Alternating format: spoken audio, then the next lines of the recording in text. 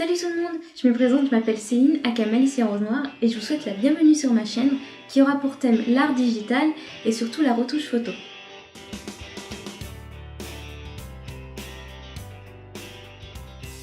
Avant de rentrer dans le vif du sujet, je pense que la plupart d'entre vous avaient déjà entendu parler de Photoshop. Mais si vous savez, ce fameux logiciel qui permet de nous retirer toutes nos imperfections et de nous transformer en mannequins stéréotypés des magazines. Pour moi, ce n'est pas ça, enfin pas que en tout cas. Pour moi, c'est un outil qui me permet de m'exprimer librement, de réaliser des choses avec juste pour sa limite la technique de création. Et encore sur Photoshop, il existe plein de façons de faire juste pour réaliser un seul truc. Je pense que vous allez être d'accord avec moi, du moment que le résultat attendu est là, c'est le principal, non? Alors je sais, vous allez peut-être me demander pourquoi je préfère l'art digital plutôt que l'art traditionnel. Qu'est-ce que ça m'apporte au final? En fait, l'art traditionnel, j'aime vraiment beaucoup. Je dessine depuis très longtemps et je continue à m'entraîner tous les jours en dessinant par exemple les gens que je croise dans le RER. Sans leur accord évidemment.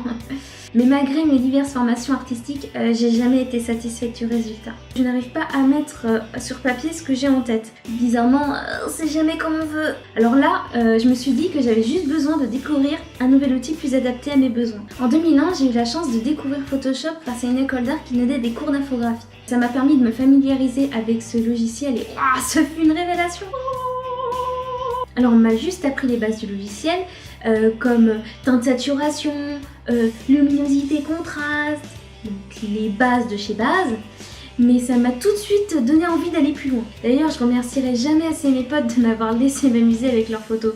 C'était pas très joyeux à voir. Hein. Alors à ce moment-là c'était devenu une passion, et je dirais même une obsession en fait. J'étais tout le temps sur Photoshop. Quand je rentrais le soir après les cours, avant de manger, avant d'aller dormir.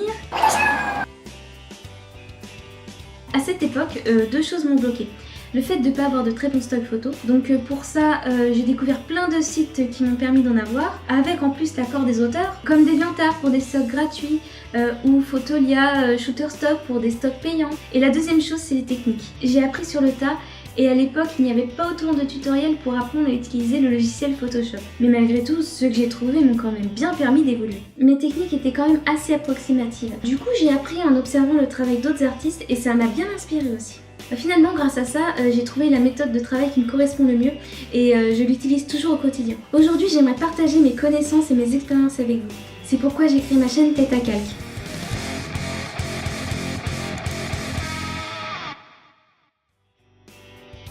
Donc si ça vous intéresse, n'hésitez pas à vous abonner à la chaîne pour voir plus de contenu. J'espère que ça vous plaira. Salut!